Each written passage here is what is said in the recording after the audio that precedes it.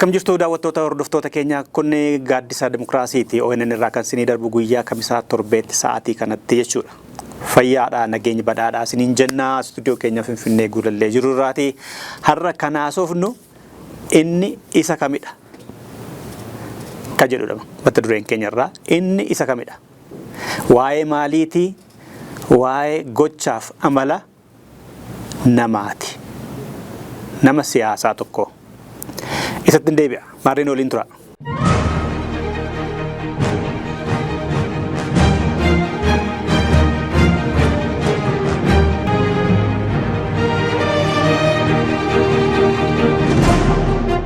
Deebi'eera daawwattoota keenya inni eenyudha ka jedhu mata dureen irratti haasa'uuf deemu inni eenyudha yoggaa jedhu kan ilaaluuf deemnu taateewwan gochaawwan raawwiiwwan waan jedhaman waan raawwataman yeroo adda addaatti kaasnee haga tokko ilaaluudhaaf deemna. Maaliif qophiin kun har'a barbaachisee Oromoon yeroo hedduu warra siyaasaa komata. Dhaabbilee siyaasaa Oromoo tokkon taane yoo jijjiiramni dhufu dafanii bakka qabachuu dhiisanii ormaaf dabarsanii kennu jedhanii dhaabbilee siyaasaa komatu. Dhaabbileen siyaasaa soggaa ceeboo kana fudhatanii jira. Ni nyaatamne, ni gowwoomfamne, hin ganamne, qabsoon keenya buutamee jedhanii soggaa dubbatanis bal'inaan dhaga'amaa jira. 1966 dhaabni ABO'n reefu ititaa jira malee dhaabbanne garuu 1992 2018 KFO'nis ABO'nis nyaatamani. Dhaabbileen siyaasaa warri kaanis ganamaniiru. Siyaasa keessa immoo wal ganuu fi abshaalummaan kan jirudha. Yoo gamna taatee tooftaa tarsiimoo durseetti yaaddee hariiroo tolfattee artistoota jabaattee yoo dirree siyaasaa keessatti mo'achuu baatte takka uummanni dhaaba siyaasaa himachuu dhaabni siyaasaa immoo uummataa fi nama warra kaan komachuu dhimbaasu. Kanaaf wanti amma ta'u kun wanti amma mooraa qabsoo Oromoo keessatti deemaa jiru kun gaabbiidhuma 2018 gaabbii 2019 fi isa duraa haalota adda addaa keessatti akka deebisee dhufneef uummanni keenya abbuma dhufee isa harka rukutu kana ABO fi harka rukuta badhaadhinaa fi harka rukuta bilee OPDO fi harka rukutaa bahe KFO fi harka rukuta Jawaarii fi harka rukuta abaluu fi harka rukuta nama dhuunfaa fi harka rukuta bilchiginnaa fi harka rukuta isa kamidha Oromoon gaaffiinsaa isa kamtu eenyutu maal qabatee deema ka jedhu ilaaleetu rukutamoo hubannoo dhadhabeetumoo akka wal beekumsaa fi akka nama keenyaatti wal jala yaa'a ka jedhu yeroo hundumaa quuqama keessa hawaasa keenya keessaa waan dhaga'uuf waan dhaga'amuuf isa irrattidha kan inni haasa'u. Keessattuu kan inni haasa'u irra waa'ee obbo Jawaarii. Kun hubannoo hawaasni qabaatuuf malee jaalala yookaan jibba isaaf isarratti qabaadhu yookaan immoo tumsaa fi jaalala dhaabni inni qabsoo itti jiru kana mootummaa kun sirrii miti baduu qaba sanni jedhu kana mootummaaf tumsuuf yookaan deeggaruuf yookaan jibbuuf miti.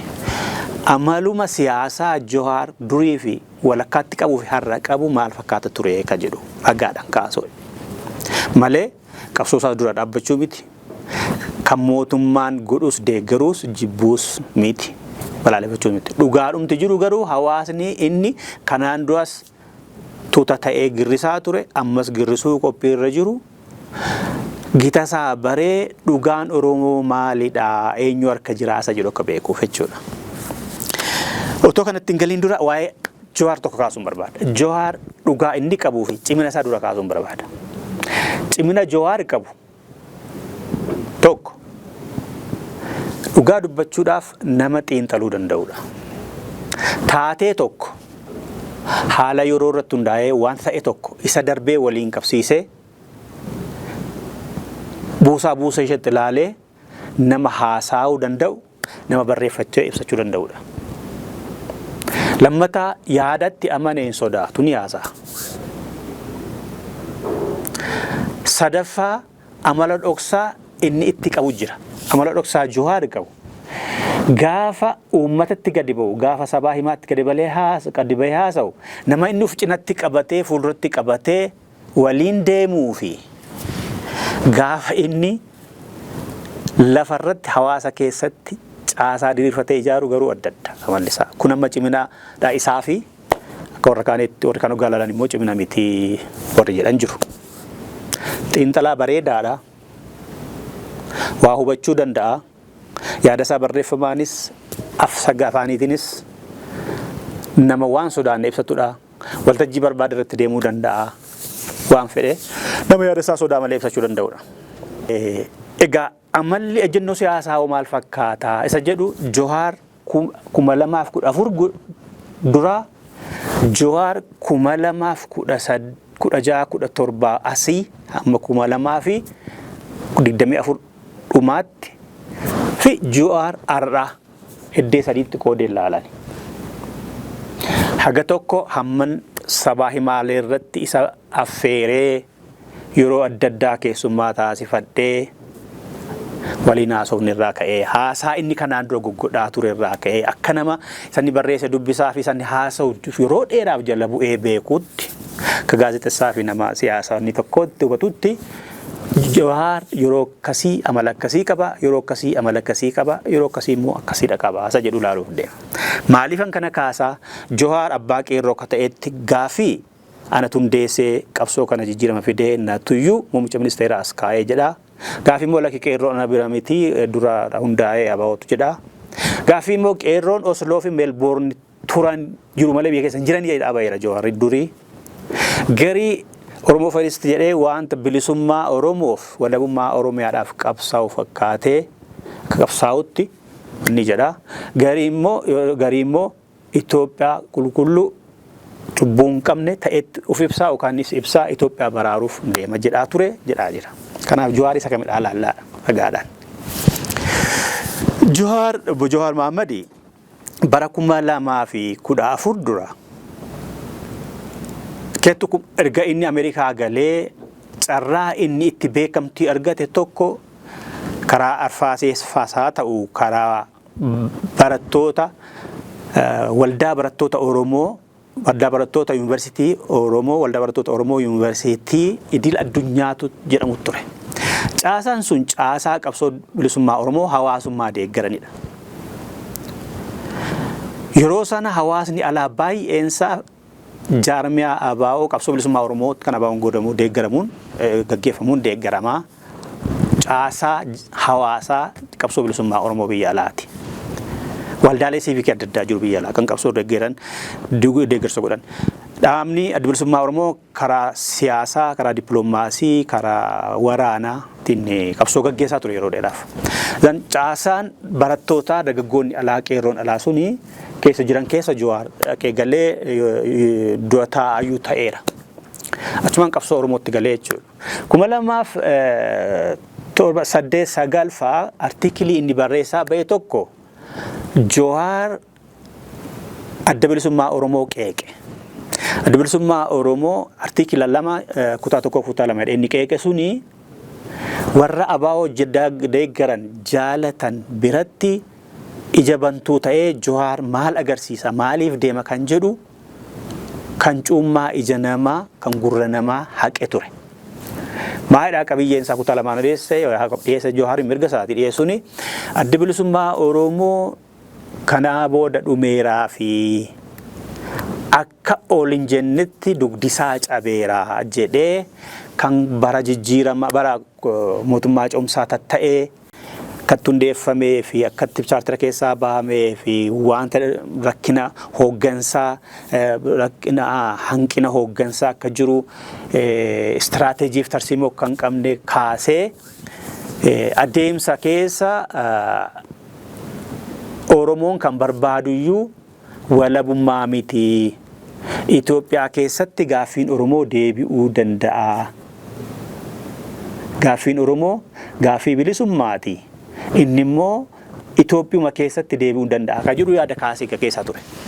Yeroon kun Jawaarii fi caasaa abaa'oo ala jiru harki guddaansaa abaa'oo deeggara waan ta'eef hawaasni ala jiru Jawaar akka namni irraa qeenfatu gurbaan keenyi kun maal jedha yaaduma obbo Leencoo faa durii yaaduma Huseen Soraafaa yaaduma Haayilee Fidaafaa baatee dhufeeyoo Oromoon nan garboome jedha inni immoo ina cuucame malee hin garboomne jedha yoo afaan illee akkasii baate jechu Johaar Oromoon hacuucameera jedha malee garboomeera hin jedhu Itoophiyaan impaayiraadha hin jedhu Oromoon hiree isaa murteeffatu illee hin jedhu yoo barbaade gaafii lamaanuun baasadha amma immoo akka Itoophiyaa malee hiree murteeffannaatiin biyyoo laba taate ijaaramtuyyuu baasu Oromoon nama jedhu kun mirga isaati laatee isaatti garuu yaanni yeroo sana ka'ee hawaasa bal'aa diaasporaa jiru keessatti Johaar akka ija wanniitiin ilaaluu taasise. Mooraa Oromoo keessatti quuqama gumgummii aarii mucaan kun maal ta'eetu otoo Oromoon biyya keessaa wayyaaneen akka siraarsitu ilmaan Oromoo qaqqaaliin Itoophiyaa ijaarra jedhanii tattaafatan Itoophiyaaf jedhanii kan maatiitti dhaban ufiis abbaas ufiisaas illee kan itti du'e Jeneraal Taaddasaa Birruufaa hayyoonni hedduun akka Oromootti otoo ajjeefamanii fannifamanii kan Maammoo Mazammarfaa Itoophiyaan Oromoo ankootitteen fudhanne laga gamaa dhufanii jetti galana keessaa bahan jetti afaaniif aadaan saayyuu biyya kana miti hin qabuyyuu xinnoo gara jabeessadha deetti sanyii dugungaa ilmi keenyi maal ta'ee ka jedhu aarii irraa qaba ture hawaasni alaa yoggaa mooraa Oromoo keessaa Johaar qolleeffataa deemu mooraan warra Habashaa fi Itiyoo Amaaraa kan Tasfaayee Gabra'aab jedhu isaan immoo Johaariin ufitti qabanii garmalee afarsuutti ka'an keessattuu nan yaadadhaa walgayii adda addaa kan dhaabbilee maqaa Amaaraa fi maqaa Itoophiyaa tokkittiidhaan deeman Gimboota Sabaattii faa reediyoo Ameerikaa keessattuu Addisuu Abbabee yoggaa dhiyeessu waxxaatu Itoophiyaawii yaa'um Musliim Oromoo jedhanii yoggaa dhiyeessan afarsan qorannoo adda addaa yoggaa dhiyeessu yoggaa Oosaa irrattis qorannoo dhiyeessu waan uummanni isaa Oromoon isa qeequu fi itti dallane dantaa ittiin kennine achumaan waggaa dheeraa Johaar Itoophiyaa tokkittiin nu baasaa mootummaa wayyaanee abbaa dhirreeti isa kaafneetu Itoophiyaa hundaaf taatu jaarra jedha malee qabsoon bilisummaa Oromoo abaawoyyuu ajibbu qabsoon bilisummaa Oromoo qabsoo hiree murteeffannaatii uummanni Oromoo hiree isaa murteeffatu Itoophiyaan impaayiraadhaa uummanni Oromoo hiree isaa murteeffatee yoo barbaade Itoophiyaa faana jiraadha jedhee Itoophiyaa hundaaf taatu mariidhaan haa ijaarratu yoo barbaade immoo biyya walaban ijaarradha jedhees dhimma isaati jedhee advookeessuu kan irratti hojjechaa hin turre kan inni ture Itoophiyaan barbaachistu akka taate Itoophiyaan akka hundaaf taatu hacuucaan amma jiru ka'uu akka qabu yaaduma Haayileen faa gaafiin Oromoo Itoophiyaa keessatti deebi'a jedhanii baaroo faana wal dhabaa turan gaafa gaqqaalonni ilmaan Oromoo bara sanaa barattoonni yuunivarsiitii fi hojjettoonni maccaaftuu lama keessaa fi hoggantoonni waraana keessa lama keessa warri jiran abaa'oo adhaamni siyaasaa tokko Oromoo walaboomsuu fi bilisoomsuu jiraachuu qaba Oromiyaa walaba ijaarranii ani yoggaa isaan ka'an Haayileen faa fi warri kaan immoo Itoophiyaa keessatti deebi'a akka jedhan durumaa ture yaadni kun kan Johaar miti gaafa bilisummaa Oromoo yaadni isaa lafaa ka'us ilmoo qilxuu waggaa garbummaa jala jirraa impaayiraadhaa afaan qawween garboomne afaan qawweetiin bilisoomnaa Itoophiyaan kan gaaffii uummataa karaa nagaa deebistu miti akkatti ijaaramte sirna nama nyaataa kana afaan qawweetiin boorteedhaan sarbamne mirga keenya deeffannaa jedhanii hoggaara isaa wanni godhu kan inni lafaa ka'ee dhaqee miti jedhamuun Huseen Soraafaatu yaada amma Johaarfatti deeman kana qabu turani kanaafuu inni EPLF jedhee Ethiopian People Liberation Front jedhee Huseen Soraafaa amma lubbuun isaa gaafa biyya ambaatti darbuuti lubbuun isaa jannataa galu otuma Oromoos hin ta'in otuma Itoophiyaas hin ta'in biyya ambaatti lubbuun isaa baate namoonni hedduun Itoophiyaa ijaaruu keessa Oromoon jira jedhanii otoo falmanii Garuu Itoophiyaanis otoo isaanii fudhatiin isaanis guutummaatti otoo Oromoof hin falmiin Itoophiyaas otoo ijaariin darban baay'eedha. Kanaaf yaadni Jawaar amma 2014tti ture kan qabsoo hidhannoo deeggaruu miti. Keessattuu qabsoo bilisummaa Oromoo fi kan abaawootiin hoogganamuu fi waraana bilisummaa Oromoo argaan fedhu ture Jawaar. Argaan fedhu ture. Kanaaf ragaan qaba. Jawaar aggaa odeessu ani abaawoo keessatti guddadhee naannoo keenya naannoo qabsootii jedha. Dhuguma bakka abaawoon bal'inaan socho'aa ture keessatti kibba bahaa fi bahaa Oromiyaa keessatti dhalatee guddatee dhuguma naannoo sana waraanni fi siyaasni beekamaadha. Dhagaa guddate. Dhugaadha. Garuu ilaalchi isaa inni abaawoof qabu ideoloojiin abaawoo fi fedhiin uummata Oromoo baay'eensaa fedhii siyaasaa Jawaar faana waan hin deemneef natti fakkaata hin fedhu.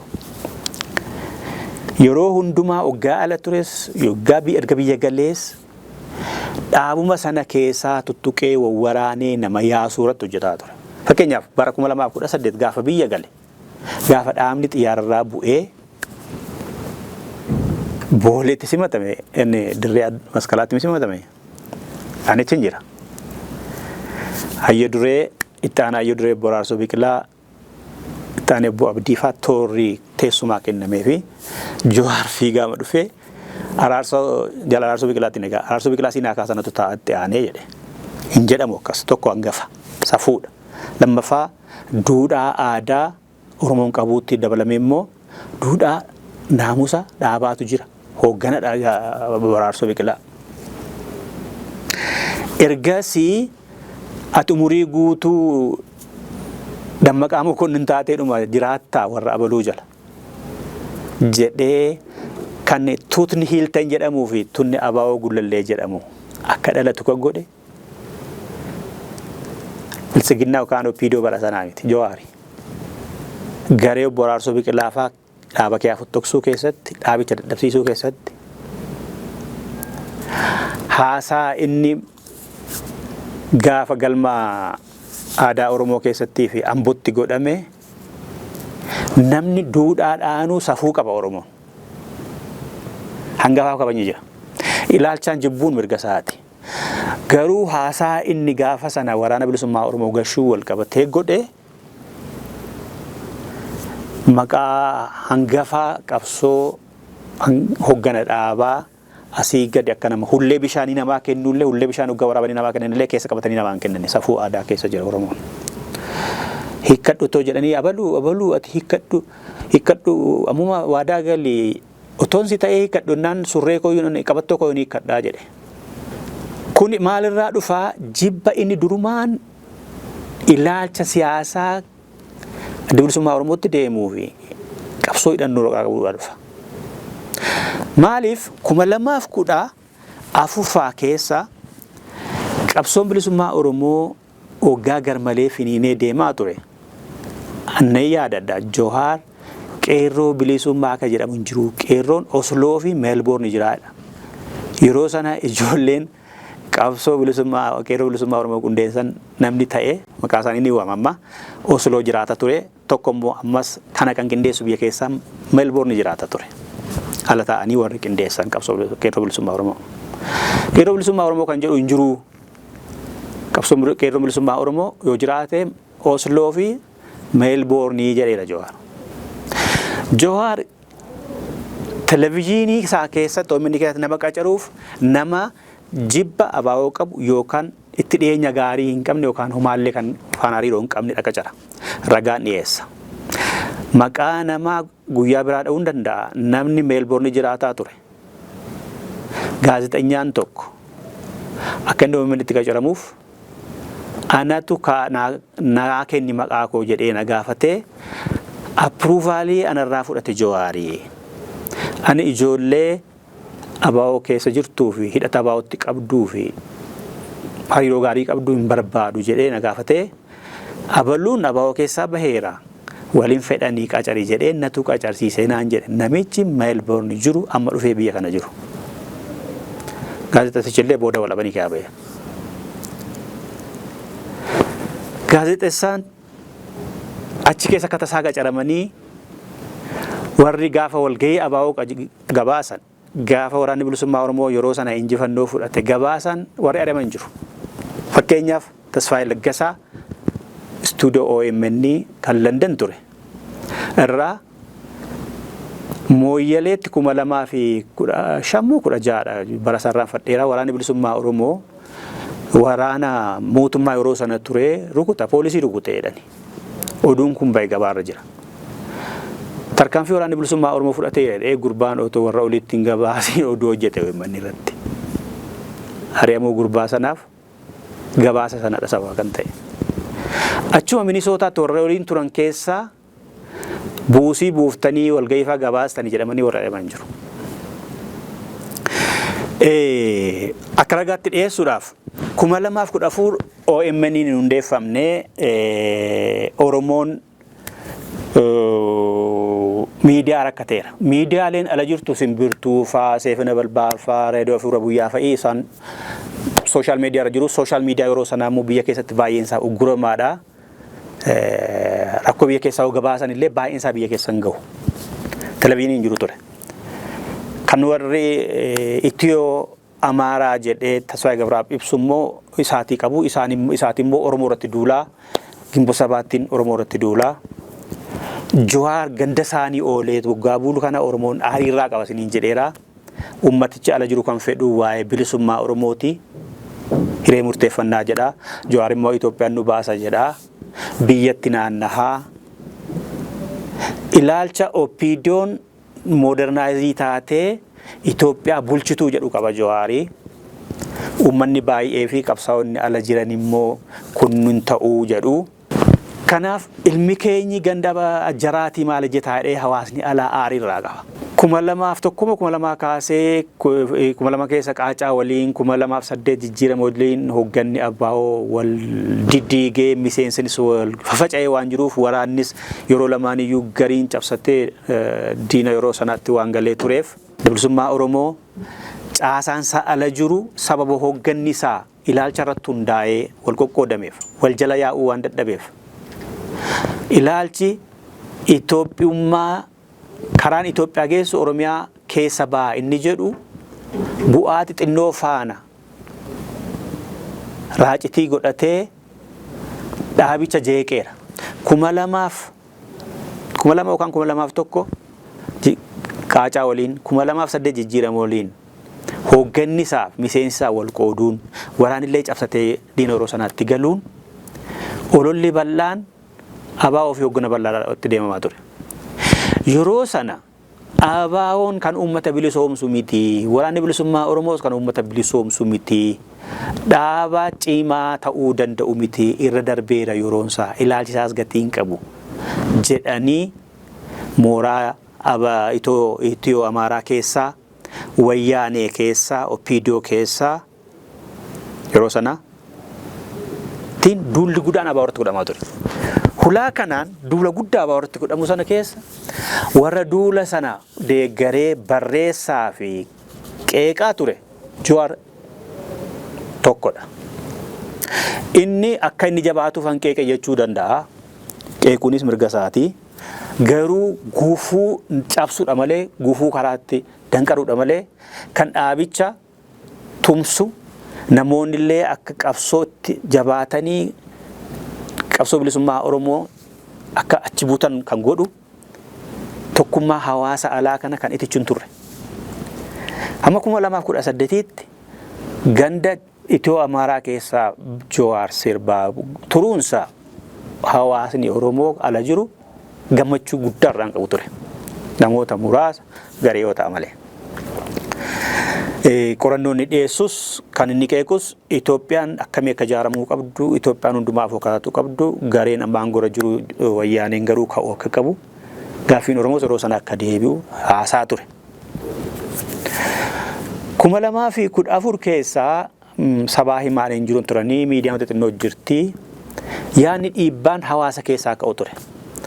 Reediyoo kan akka Simbirtuu fa'aa Seefina Balbaa fa'aa warra kaan kana community radio faa kana amma Sweden faa Melbourne faa jiru kana radio fuula biyyaa faa kana maaliif networkii tokkotti finne televizyinii xoliin guddifamnu kan jedhu hawaasa alaa keessaa ka'e. Yaada kanarraa hundafnee abbaa websaayitii ayyaantu Fiqaaduu jedhama amma du'eera natti fakkaata lubbuunsa jannataa galuu nama cimaa ture nama jennoo daaqamaa hin qabnedha. Innii fi ani yaada tokko jalqabne. Mee wal geenyaa marannu maal goona walitti haafinnu biyyatti kan galmee dhiyonnee dhaabasaa Waaqjiraa Aliyyii Galatoofaa Melbourneerraa Jamaal faa Minisootaarraa Jamaal Ganamoofaa taanee booda maqaa namaa amma dhoofnes itti daddabalamanii Fiqaaduu faa fi maatii isaa faana namoota amma waame kana maqaa dha'e kana taanee dilbata ummata keenya isaatiin itti duulli Itiyoo Amaaraa dhaabbilee siyaasaa ala jiranii wayyaanee Oppiidiyoon caasaa alaa kana garmaleetti naqateera yeroo sana Oppiidiyoo Jawaar immoo biyyatti naannaa Oppiidiyootti shakkama. Kanaafuu ergama Oppiidiyoo fudhateetu abaa'oo fi qabsoo bilisummaa araa kana diigaa waan gaarii qabsoo tokkomsuu mootummaa hawaasa tokko ta'uun hojjetu jedhamee bal'inaan deemaa ture waan ta'eef isaat fuuldura dhaabbachuufis sabaa himaa cimaa tokko hundeessinu jennee dilbata yeroo hundumaa wal geenya. Dhaabasaa Waaqjiraa fi Aliyyii Galatoo Melbourneerraa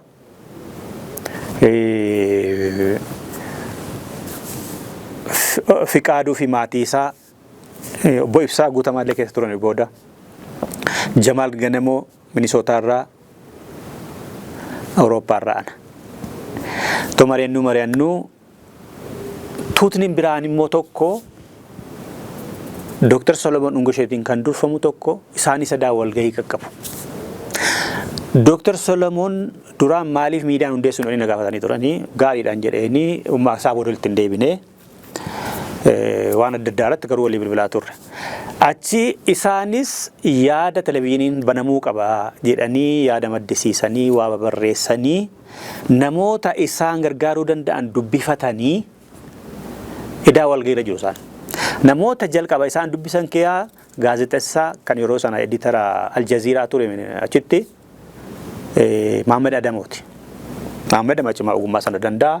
Koozii Oromoolee nama sirriitti ibsu bilisummaa Oromootti illee nama amanu.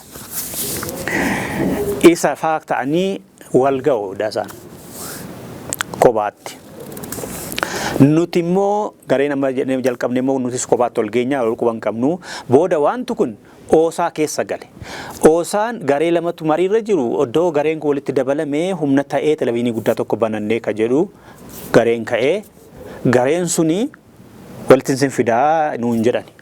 Gaarii jennee gareen keenyi garee sana haa dubbisu jennee Koree Fiqaaduu Jamaal Ganamoo Aliyyii bakka buufanne.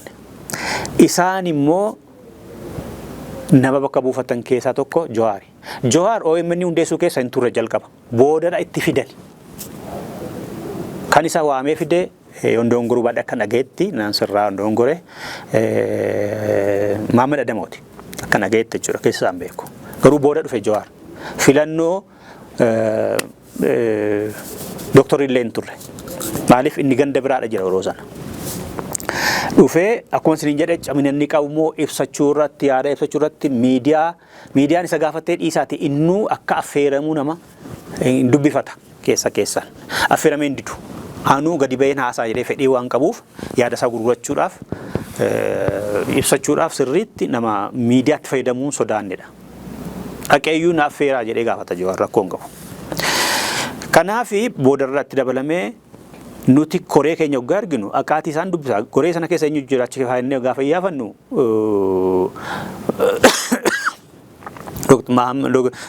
Jawaar fa'i Maammed Adamoo fa'i. Okay, amalli jaraa akkamiin gaafa laallu Maammed Adamoo fi Jawaar adda adda faallaan isaanii. Jawaar Itoophiyaanisti tokkoffaadha, Maammed Adamoo firoo Oromiyaadha. Egaa Jawaar amala isaa hunduu beekna. Waliin dafnee waliin galla jennee booda wala buurra. Ejjennoo qabannee Koree keenya arganna jennee Koree keenyaan gaafii gaafadhaa jenneen. Nuti hiree murteeffannaa uummata Oromootti amanna. Uummanni Oromoo yoo barbaade walabummaa Oromiyaa jedhee murteeffatu yoo barbaade Itoophiyaa afaan jiraadha jedhee murteeffatu afaan qawwee irraa ka'ee bilisummaadhaan yaada isaa kennatu ka jedhu piroo Oromiyaati nuti isin maalidha jedhaa gaafadhaa jenneen Jawaar faana gaafa ol ga'an koreen keenya Jawaar maal jedhaa nuti Itoophiyaa barbaanna Oromiyaan barbaannu jedhaan abbaa qaba gaa dubbiin kun Aliyyii fa'aatti akkas jette Fiqaaduu isa maddu'e kana fa'aatti gaafa sana Jamaal adda ganamus ni jira ni jedha garuu deebisanii kan nu gabaafame akkasuma nuun jedheedhaan nuti Itoophiyaa barbaanna nuun jedheenaan nuti immoo piroo Oromiyaadha jennee adda galleedhaan kana adda gallee jechuudha. Amma dubbiin jijjiirama 2004 Jawaaris naa barreesseera koottaa dassuu raadiyoota jiran kana iddoo tokkotti neetwoorkii jedhu mataan isaa yeroo sana ka'e neetwoorkii jedhu ONN neetwoorkiin suni warra faffacanii jiran miidiyaa kana agoobara tokko jalatti galchine achi keessatti haa darbanii iddoo tokkotti ka jedhu neetwoorkii tokkotti ka jedhu irraa maddee bakka lama dhaabbachuu irraa iddoo tokko dhaabbannee mari'annaa jedhee Jawaar naa barreesseera. Ani yaadni keessan bareedaadhaa itti fufaa nuti immoo dursinee jalqabneerraa jedheen deebisee fi kuma jedhe nuti dursee jalqabe waan ta'eef warra Oromoo Voice Radio hundeessine Oromoo Voice Radio kan hundeessine raadiyoo sagalee Oromoo kan hundeessine reediyoora televezyiinii wayyaa televezyiinii yeroo sana tokko magaala qofadha jira lammaffaa innuu diishiin buqqa'a uummanni keenya baay'ee sama baadiyyaadha jira koostiin baasiin isaallee qabatanii deemuufillee dafee qopheessee uummata biraan gahuudhaafillee oduu fi sagantaan reediyoo wayyaa uummata keenya baay'ee qaqqabuudhaafillee reediyoo filannee reediyoo jalqabnee isaan dhimma sanatti fufan. Amma dubbii jijjiirama guddaa kan fide Jawaariif ilaalcha inni 2014 dura qabu kan ABO irrattis qabuu fi Oromiyaatiif qabu sana liqimsee qabatee amma 2018tti akka dhufu kan godhe gaaffii Aljazeeraa irratti dhiyaatedha. Gaaffiin Aljazeeraa irratti dhiyaate kan dhufe karaa Maammed Adamooti. Warri OMN hundeessuuf walga'iirra turan dilbata boodarra Jawaar ofitti dabalatanii isiniin jedheera. Mee haa dhufu jedhanii malee wanni irraa miti dura nama affeeramin ture jalqaba keessa fidanii ofitti dabalanii marii irratti Maammed Adamoo editara Aljazeeraa waan ta'eef Aljazeeraan yeroo sana qabsoo Oromoo kana gabaatti baasee gurguraa ture waan ta'eef innis Oromoodha sirriitti ibsa yaada isaa barreeffamaanis Operaadii irra qaba ture weebsaayitii Operaadii jedhamu tokko isarratti sonni godha waan ta'eef yaada kaasee dhuma irratti jedhan mee carraan intarviyuu Aljazeeraa irratti argachuu jira koozii Oromoo kana fincila biyya keessaa godhamanillee gadi baanee haasa'uuf dandeenya akkam wayyaa jedhanii kaasu. Dr. Salamuun Faamoo kun immoo argamnaan carraa bareedaa mitiiree irratti namni haa deemuu jedha. Eenyaa haa deemuu jedhee gaafatamaa mana. Atumti deemii Maammed Adamoo jedhaniin. Otoo na biratti nama dabaltanii wayyaa jedha. Eenyu deemaree eenyu meega Jawaaris faana deemu ABO keessaas nama dabaladhaa jedhani. ABO keessaa Dr. Fido Dr. Taaddasaa Abbaa lubbuu isaanii amaaruu waaqni jannataa ibsuu ekeraan isaanii agalu Dr. Taaddasaa Abbaa Maammed Adamoo Jawaar ta'anii zeestiriimii irratti dhiyaatani.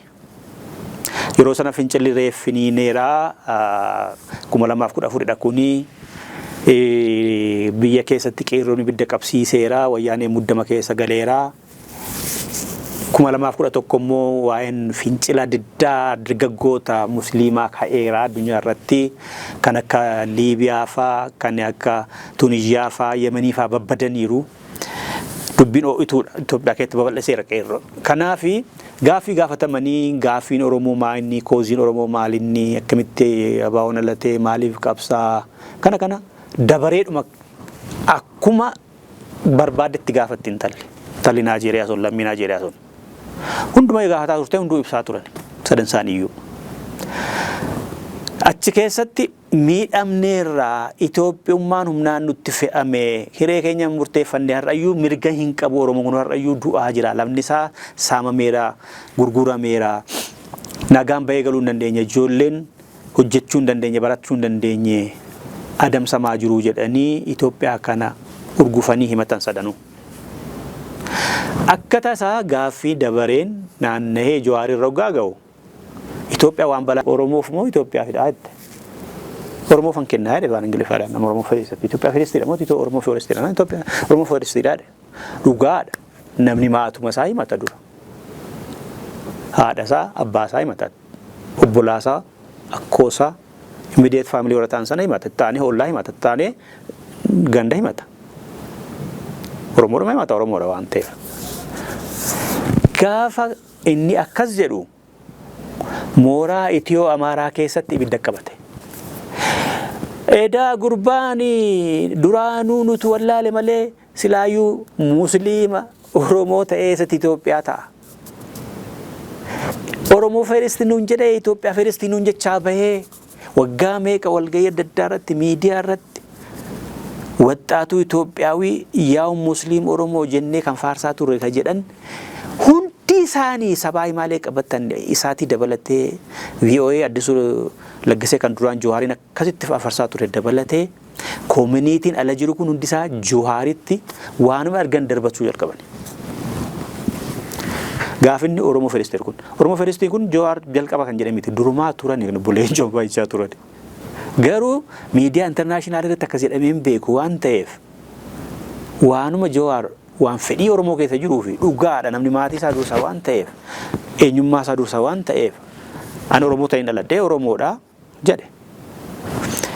Kanaaf mooraan Itiyoo Amaaraa kun Jawaaritti duula bananii walgahii adda addaa waamanii miidiyaadhaan warri isaatii kunis afarsanii gurbaa waa gochuu jennaan uummanni keenya inni balbalatti cufatee ganda diinaatti galeera jedhee isa odaa ture. Hoo jedhee dhummoo waa guuree immoo isarraa ibidda dhaamsutti fiige haala kanatti. Kan duraan ilaalcha siyaasaa inni qabuun isa jibbaa ture. Deebii inni Aljazeeraatti kana kenneen Jawaar Itiyoo Amaaraa irraa baraarra jedhee waanuma qabu manaa qabatee fiigutti ka'e uummanni diiyaaspooraa kun. Turning point Jawaarii gaaffii sanaaf deebii sanadha. Uummanni irra jiru kuni maalii keenyaadhaan itti galee televiziiniin isaatii waan garmaleetti duudaniif uummanni irra jiru kun haaloo horate televiziinii mataa keenya banna jedhee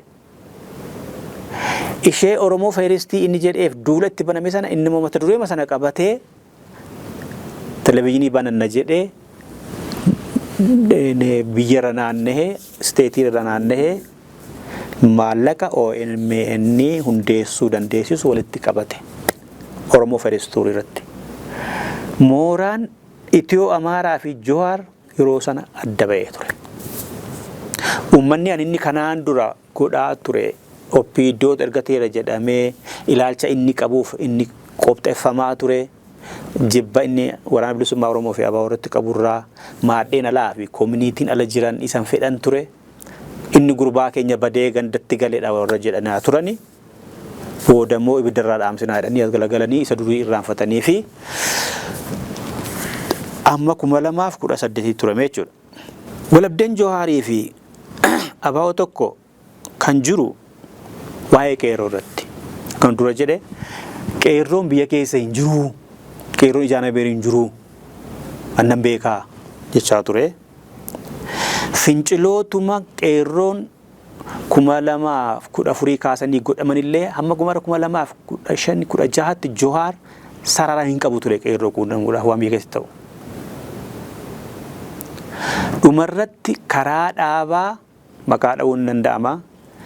Damee baha Oromiyaa irraa tokko akka inni quunnamee odeeffannoo akka achirraa fudhatu maaliif miidiyaarra jira oggisa waan ta'eef daariikteera waan ta'eef murteessaadha waan ta'eef miidhaa diinni irraan gahu akka gabaasu mee laayinii kanatti kennaa jedhanii akka itti kennan adda bilisummaa Oromoo irraa dhagayeera nama adda bilisummaa Oromoo qondaala ta'anirraa. Uummatatu itti kennee karaa bahaarraa achirraa odeeffannoo argachuutu madame hin beeku ture qeerroo iyyuu. Garuu inni Meelboorni jiru malee Osloo jiru malee jiran biyya keessa ture. Amma kan isaa walitti buuse tokko Girmaa Xurunaati. Jechuun Girmaa walitti buusan naan dhimma Girmaa walitti qabata. Jawaar egaa amma 2014 gara xumuraa kaasee beekameera. OMN's banameera. Na haasaa dhimma qabsoo kanan afaan ni godha. Mee qeerroo hundeeffamuutti dura dhufa Girmaatuun dhufin. Qeerroo kan hundeeffame Adda Bilisummaa Oromoo caa damee dargaggootaa qabaa. Damee dargaggootaa ijaaraa ture 2004 irraa kaasee finciloota yuunivarsiitiitti godhaman manneen barumsaatti godhaman seelii caasaa bahutu ijaaree qindeessaa ture fincilootaaf. Yaanni qeerroo jedhu kun kan dhufe 2004 ka faranjiitti. Kora sabaa abaa'oo sadaffaa erga godhamee booda gurbaan yookaan yeroo sana gumii sabaatti miseensa ta'e kan fitatame har'a gorsaa olaanaa Marrooti kan jedhamu jireenya guddataa faa Kibbarraa Habtaamuu Deessaa faa Naayiroobiirraa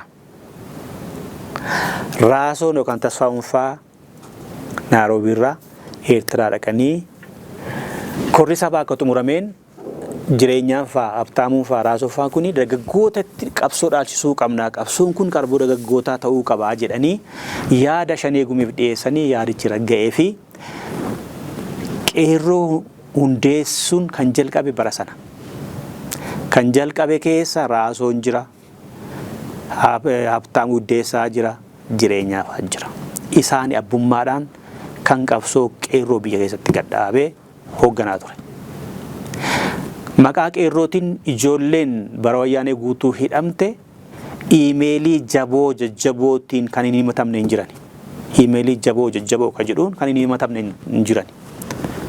Iimeelii kanaan nama quunnamtu dhamani. Iimeeliin sun nama moorra hundeesse ani jedhe keessaa nama tokkooti. 2011 daranuu jabaate qeerroon sun. Fincilaa warri musliimaa godhanis akka fakkeenyaa godhatanii ka'ani. Yeroo sana biyya keessaa immoo eenyutti dirqama kennanii hundeessu yeroonni kuni Girmaa Xurunaati. Girmaa Xurunaa yuunivarsiitii Haroomayaa barata. Egaa dhaabadhaa dhaabni caasaa adda addaa qaba. Irraaf jalaan kan wal maal ta'anis egaa caasaa kana warra dhaabaa beeka. Caasaa adda addaa qabu. Caasaa qeerroo ijaaruu keessatti namoota adda addaatu biyya keessatti dirqamni itti kenname. Dirqamni itti kenname waliin beekanis ta'a gariin isaanii. Dirqamni itti kenname keessaa kan baay'ee hojjete tokko Girmaa Xurunaati. Innuu hidhame booda. Girmaa Xurunaa as hawwisoo artistootaa hundeessee ijoollee amma ala jiranis biyya kana keessa jiran yeroo sana qabsoo bilisummaa irratti sirba baasuun qaanii sodaa ta'ee ture. Akka artistoonni waa'ee qabsoo bilisummaa Oromoo faarfan kan godhe Girmaa Xurunaati. Qeerroo sana hundeesse biyya keessatti. Caasaa ala jiru wal quunnamsiise. Fincilli guutuu Oromiyaatti akka digii diriiru godhame. Aanaalee manneen Oromiyaa guutuu akka ga'u godhe. Oppiidiyoo yeroo sana faanaas harka qabaa ta'een beeku isaan ijaaruutti gareera gurbaan. Amma ijoollee gara dirreetti baasuu, ijoollee ijaaruu, odeeffannoo fuudhuu, maaster pilaaniin maal akka ta'ee fi maal akka godhamuuf deemu namni jalqaba gadi baase Girmaa Xurunaati. Fuudhee weellisaa yeroo sana weellisee kan kenneessa walaloo barreessee. Girmaan suni boodarraa nama siisiseeraa maalis godheera inni himatameera inni boodarraa isa keessan beekoni. Dubbicha kan gadi booda warra hidhaman sana kan isisaa ture Girmaadhaa ragaan irratti ta'e jedhanii abukaattoo obbo eenyu Wandimuuti isaan ibsaa Wandimuuti isaan dongore dhifama VOA taasaan jedhamanii dubbiin suni dhaqee OMN'n akka abaa'oon wayyaanee faana tika wayyaanee Geetaachoo Saffaa faana akka dalaguutti OMN irratti dalagame bara sana. Duraanuu quuqama qabsoo bilisummaa Oromoo jidduu fi Jawaar keessa jidduu ture sababa Girmaa wal qabatee OMN'n dargaggoota hiisisaa jira. Girmaa Xurunaa ammoo dhaabata hojjechiisa. Dhaabni tika wayyaanee faana dalaga jedhamee dalagame sun daranuu immoo walitti quunnamsiisa dhaabaa fi Jawaar. Amma Jawaaris beekamtii argateera, miidiyaan banamee biyya keessatti namni ilaalaa jira. Girmaan immoo qabsoo biyya keessaa sochoosaa jira. Artistoota kanaan maal godhe, artistoota amma Ingilizii jiranii fi ala jiran beeku hojjechiisaa ture kan biyya keessa jiranis. Jawaar horii erga. Nafaarsaatii sirba tokko Jawaariif jedhaati, Jawaar akka goota ta'eetti nafaarsaa kan jedhu birrii erga.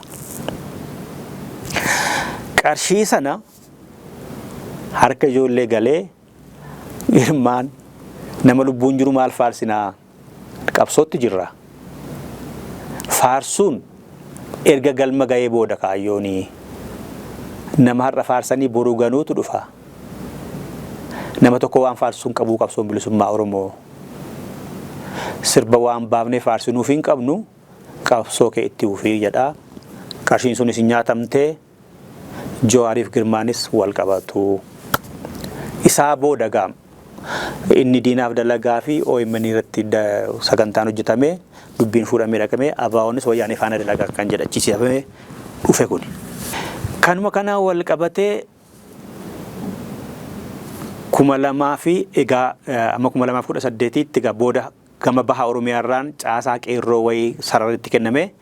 Qeerroon wanta lafarratti godhan karooraan maaliin hojjetu. Oppiidoo keessaas harka qabu. Oppiidoo keessa taa'anii warri fincila sana gaggeessan baay'ee turaniiru. Keessattuu karaa Girmaa Xurunaa hoogganoonni Oppiidoo yeroo sana baay'ee hojii gaarii hojjetaniiru. Achi ba'amee yoggaa keessan teekstii konne bugaa karaa bahaa hulaa argate Jawaarii caasaa achirraa maal gootu jedhaa ijoolleen boruu akkas goona, boruu akkas hiriira baana, boruu kana tarkaanfii fudhanna hoggaa jedhan ishee fuudhee Jawaar babal'isee xiinxalaa fi babal'isee barreessee karoora akkas godhaa, boruu akkas godhaa, boruu akkas godhaa garee akka wanta mataasaatti maxxansaa ture. Kana eenyurraan dhaga'e caasaa qeerroorraan dhaga'e. Jedheera Jawaar yaada namaa fudhatee babal'isu yaada namaa fudhatee wanni gochuu ni danda'a. Kanaafuuti Atlaataa Konvenshinii irratti wanti yaadameyyuu kan duraan Dr. Asaffaa Jaalataa kan isaa dhoosaa irratti boggaa meeqa promoot gochaa ba'an kan wanni ta'e. Mee isa kanatti deebinaa babal'isee dhugaa guutuu Oromiyaa irratti ergamuu fi kallacha jalqabaa Oppiidoon isin ergaa fi warri kaanis immoo erguu fi inni babal'isee karoora kana godhaa jedhee Jawaar xiinxalaan kennaa urguma wanni godhaa. Uummanni biyya keessa jiru televezyiinii duraan hin qabu ture amma argachuu gaa jalqabu Jawaar abbaa qabsooti anatu ijaare jechuus jalqabee uummannis biyya keessaa dhuguma abbaa qabsooti jechuu jalqabeen qeerroo isa ijaaree abbaa qeerroo jedhan. 2018 illee Jawaar qeerroo bilisummaa Oromoo waan hin feeneef qeerroo Oromiyaa jedhee sochoosuu jalqabee ture. Qeerroo Oromiyaa jedhee qeerroo bilisummaa dhiisaatii qeerroo Oromiyaa jedhaa kan nuti hundeessinee qeerroo Oromiyaati jechuu jalqabee ture. Uummanni harkaa fudhachuu dinnaan dhiise qeerroo Oromiyaa jechuu jalqabee ture Jawaar. Hin taane dhiise. Otoo akkasitti dhaaba faana jiranii biyya galamee dhufe yoggaa biyya galamu akkuma dura kaase fedhii jibba ilaalcha irratti maddeen ABO fi hoogganasaa jibbuu hoogganasaa immoo fedhii dhabuu fi guufuu ilaalcha ani qabuuti jedhee farrajuurraan amma OMN hundeessuu keessatti hoogganoonni dhaabaa caasaan maadheewwan adda addaa ala jiran dirqamni itti kennamee akka OMN hundeeffamu ABO'n dirqamatti kenneera. Kana nan dhaga'eedha. Hoogganoonni ABO, miseensonni ABO, caasaan ABO hawaasaa biyya alaa jiran OMN haga dhiyootti gargaaraa turan. Hundeessuu keessallee gahee guddaa qabu hoogganoonni ABO. Miseensonni shananii gubii, miseensonni gumii sabaa caasaa adda addaa keessa jiran OMN dhafu. Hundaa'umsa OMN sirrii ture. Amma gaafa biyya galanii kun otoo walakkaa jiruu jiranii gaafa biyya galamu Jawaar egaa 2014 kaase 2014 dura Itoophiyaanis Oppiidoon aangoo qabatee Oppiidoon Oromaayee Itoophiyaa akka bulchuu danda'utti nama fedhuu gaafiin Oromoo gaafii kolonii ta'een beeku Itoophiyaan impaayeraadha jedheen beeku 2014 gaafa gaafiin Itoophiyaa tokkoffaa moo Oromiyaa tokkoffaadha siif jennaan isarraa kaasee immoo alaabaa adda bilisummaa Oromoo kan mooraa qabsoo bilisummaa Oromootti faajjii ta'eeru qabatee guutuu Afrikaa, guutuu Awurooppaa fi Ameerikaa irra naannee hoggaa haasaa godhu Oromoo Fedestiidha. dhaadannoon. Alaabaa inni qabatee fuuldura taa'u garuu kan qabsoo bilisummaa Oromoo KBO'ti. Uummanni Johaar dhuguma qabsoo bilisummaa Oromoo nu deeggara amala isaa durii Itoophiyummaa sana dhiiseera jedheetu alaabaa sana argee lafa dhiitaa ture. 2018 gaafa dhufan amalli nama dhiisuu hoogganoota gargar qooduu ati yeroo hundumaa Dammaqaa Mokonnin itti aanaadha. Isin maal gootu isin walaaltaatan jedhee ifatti Oromoon bilisoomeeraa gaafiin Oromoo deebi'eeraa ani gargaaraadha mootora kan oofu immoo Dr. Abiyyiidha jedhee hamma 2024tti akka waanta Oromoon bilisoomeetti kaasaa ture. Warri kana hin fudhanne warra akkasiiti. Warra mo'amoo warra muraasa dhaabicha hoogganan malee dargaggeessa Oromoo fudhateera bilisoomne irra miti jedhee uummata baay'ee afaan faajjii dhuumee ture. Yeroo itti sana waggaa Wallaggii fi Gujiin waggaa 6 guutuu dhumu Shawaa dhihaa fi Shawaa kaabaa Shawaa bahaa kun waggaa 5 guutuu dhuman Johaar homa tokko hin dubbanne bilisoomne irraa malee. Qabsoon Oromoo haqamee karaarraa buutameera jedhamee kitaabni barreeffamee bahee fi isaa asis badii gaame ganaaf qabsar gamaa dhabuuf ani akka dhuunfaa kootti abbummaadhaan rakkoo har'a Oromiyaa irra jira uummata Oromoo irra jira jedhee Johaar kaasuuf abbummaadhaan kan itti gaafatamu ani bu'uura jechuudha bu'uuraa Dr. Abiy miti. Johaarii fi Obbo Lammaa isaantu dabarsee kenne. Johaar yeroo sana dhugaadhaa Obbo Lammaatu muummicha ministeeraa ta'uu qaba malee Dr. Abiyyiin hin ta'u jedhee mormaa tureera. Sababa isaas amma kaa'eera muuxannoon qabu dandeettiin qabu waraanadha malee bulcheen beeku siyaasa keessa maali jedhe. Isuma akkasitti immoo natu kennee ani mahaandisadhaa warra biyya alabaayyuu natu hoogganaa ture natu leenjii kennaafii ture jedhee Johaar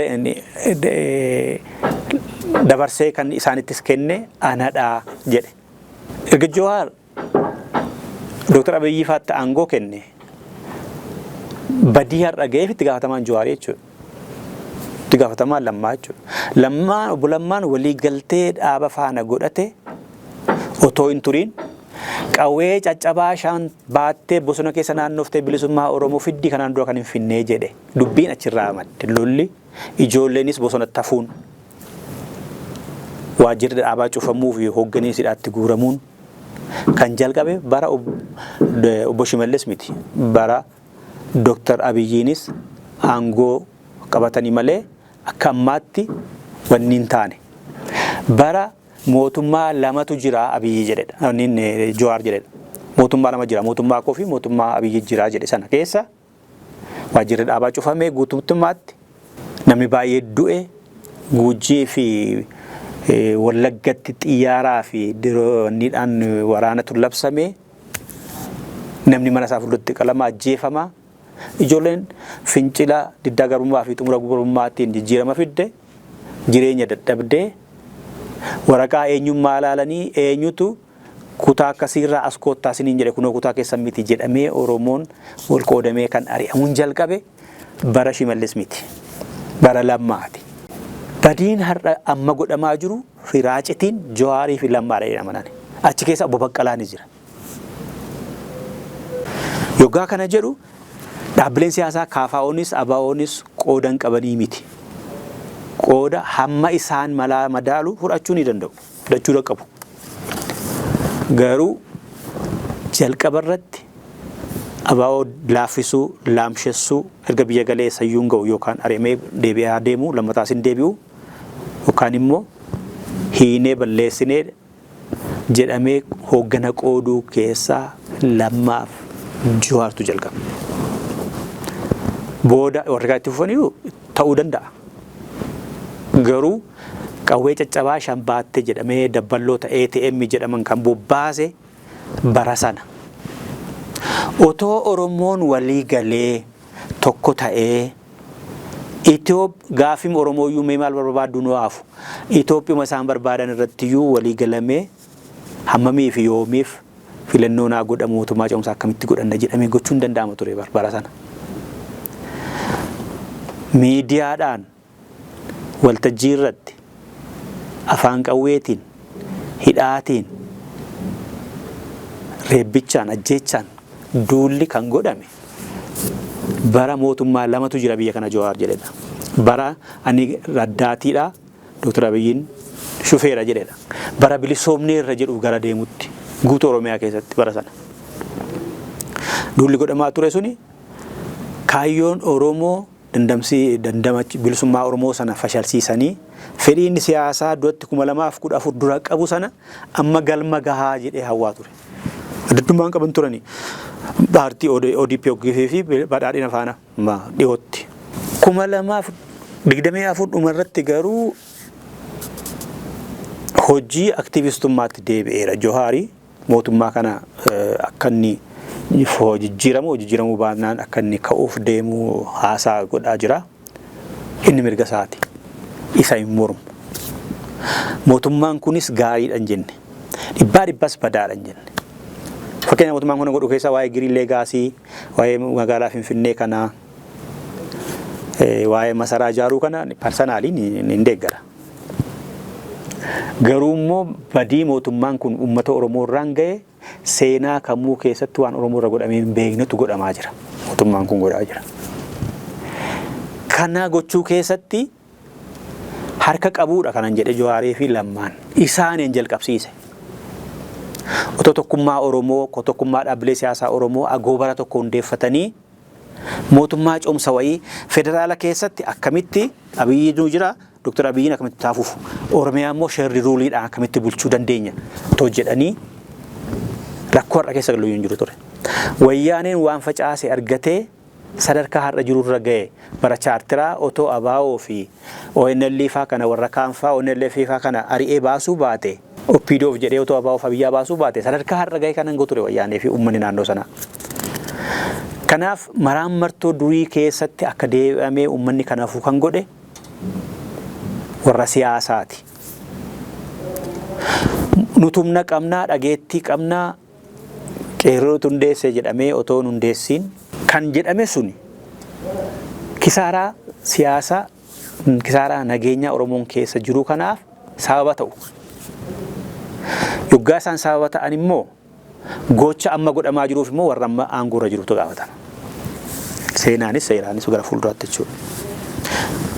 Kanaaf Jawaar 2014 dura kana fakkaata 2014 kaasee immoo waan amma jedhe kana fakkaata 2024 gara dhumaarraa kaasee immoo hojii duriitti deebi'eera kallacha bilisummaan hiree murteeffannaa Oromoo lamaanuu hin baasan inni jedhe Itoophiyaa keessa Itoophiyaa haaromte Itoophiyaa hundumaaf taatu hin baasaa walabummaanis hin baasa isa jedhee jidduutti haasaa ture dhiisee hiree murteeffannaa miti kan baasu Itoophiyaatu Oromoo baasaa jedhe. Ani Itoophiyaa baraaruun dhufee jechaa jira Jawaar. Itoophiyaa baraaruun dhufee jechaa jira. Itoophiyaa inni baraaruu dhufe kun immoo Itoophiyaan immoo isa himataa jirti. Itoophiyaa isa himattu Itoophiyaa Caaluu faa nyaatte, Itoophiyaa Taaddasaa faa nyaatte, Itoophiyaa Haayilee faa nyaatte, Haayilee Fidaa faa. Mahaandisa jijjiirama yeroo bara wayyaa dargii jalqabaa sanaa. Itoophiyaa hayyoota hedduu nyaatte. Uummanni maal barbaaddatoo hin jedhiin Jawaar faa Itoophiyaa si baasaa jedhanii duularra jiru. Warri qabsoo bilisummaa Oromooti cichanii uummanni ofiisaa hanbeeku haa murteeffatu jedhan immoo ammas gaafatamaan jiran. Jawaar Itoophiyaatu baasa dhuggaa duula godhu KFO keessa jira. KFO beekamtii kenneeraaf deema ta'ee dhaabbilee siyaasaa warra kaanas tarsiimoo fi mala hundeeffatanii dongora duriirraa baratanii Oromiyaaf tarsiimoo kamii qabna kamitti bulchina yoo mootummaan kun kufe Itoophiyaa akkamitti bulchina kan jedhuun deemaa jiru moo kophaa isaadhuma fiigaa jira moo Jawaar maaliif duularra jira. Inni kitaaba gurgurachuu irraa bituun bareedaadha. Kitaabni badiin qabu bitanii dubbisuun hundisaayyuu. Inni ani Oromoon hundinuu hiyyummaa keessaa bahee jira. Jawaar hiyyummaa hin qabu. Garuu walii galaatti hojjennoon koo Oromoon low classii keessaa gara middle classii immoo gara high level classii totoo darbee higher classii totoo darbee an fedha. Maaliif namni hanyaatoo qabaate gaaffii siyaasaa gaafachuu danda'a. Gaaffii uummataa gaafachuu danda'a. Gaaffii aangoo qabachuu haasofachuu danda'a. Uummanni kan nyaatu dhabee daabboo gaafata malee aangoo hin gaafatu. Kanaaf uummanni keenyi yoo namni sooressi baay'ate nama lamallee sadiillee yoo qacaree carraa hojii carraa daabboo argachuu uumuu bareedaadha wal gargaaru. Amma akka warri kaan kitaaba isaa waan guuratuuf fedha malee hin sobaa Oromoon hin miidhamne isa jedhamus miti. Oromoon hamaa haal hamaa keessa jira. Kanaaf Jawaar jijjiirama fidanne jedhu kana uummanni kun jijjiirama isa kamii isa 2014 dura jirtu yaada keeti moo isa 2014 2018 dhuftee bilisoomseera nuun jette sanadha moo isa amma immoo deebitee hiree murteeffannaa hin barbaachisu bilisummaa miti hin barbaachisu walabummaa miti hin barbaachisu Itoophiyaa tokkittiin nu baasaa jettee Itoophiyaaf impaayera ati ittiin amanne Itoophiyaan impaayera kan hin jenne Oromoon garboomeera kan hin jenne hacuucameera jetta malee garbummaaf hacuucamuun adda adda jettee hin amanne atis nugusa haaraa dargii haaraa wayyaanee haaraa nutti ta'uuf deemtamoo jedhee gaafachuun dirqama isaati. Callisee wal jala fiiguu yaa'uun kun barachuudha qabna uummanni keenya. Ammas jijjiirama akkuma inni jedhu sana ta'uu jijjiirama fida ta'ee maal godha dhaabbilee siyaasaa faana warra kaayyoo daddaa qaban sana innis dabaree isaa hidhuuf deema moo mala waliin qabu kaafaa'uunis gadi bahee naasobne anaatu ergateeraa kaayyoo kotan inni gaggeessu jedhee dhaabbilee siyaasaa warra kaan faana ka Oromoo faana mari'ateeraa inni kan Amaaraa faana mari'anna jedhee amma waamicha godhaa jiru. Itoophiyaan Oromoo aanutu si jaalataa jettullee jaalattee hin beektu. Daawwattoota keenya akkuma durarratti kaase egaa qophiin keenya irraa kana fakkaata ture kaayyoon isaa irra deebee si yaadachiisuudhaaf namni gaaffii haa baru namni isa darbirraa haa baratu hawaasni keenya jechuukooti. Duuchumatti dhaaba siyaasaas nama dhuunfaas jalas fiiganii harka rukutuurra maal qabattee deemtaa dongora duriirraa kanatti barattee uummata kana baraarsuuf deemtu jiraahoo kophaa keetii moo ati nama qabdaa maal mala qabdu iccitii isaallee nutti yoo jechuullee baanne mari'atteetta warra manaa keessa faana warra manaa Oromoo faana mari'atteetta dhaabbilee siyaasaa hedduu jiru CVK hedduu jiru moo kanatti immoo dirreematti baatee wanni jettu kuni kophaa makee Itoophiyaa haaromsuudhaaf walgayii Oromoo bakka buutee dhaqitee warra Itiyoo Amaaraa faana taa'uuf deemta. Warra aangora jiru kana nattu kaayee jedha. Yaamaa maatonoo maal gochaa ture kan inni Eertiraarraa bahee dhufee as naanna'aa ture. Ministeera Ajaa Alaa yookaan State Departmentii kan hoogganan bara marsaa duraa kan Tiraampii Maayik Poompiyoonoo maal godhaa turan as naanna'anii. Jawaartu Ihaadig keessaa nama akka bahu Oromoo irratti akka kennamu aangoon akka kennamu kan godhe Jawaaridhaa dhuguma moo Poompiyoo fi namicha badhaata. Kana yoonni ta'a. Daawwattoota keenya egaa qophii keenya har'aa kanumaan xumureera. Ani Dassoo Duulaatii sagantaa kana waraabee kan dhiyeesse immoo Habtaamuu Barraati. Torbee dhimma biraa walitti deebina.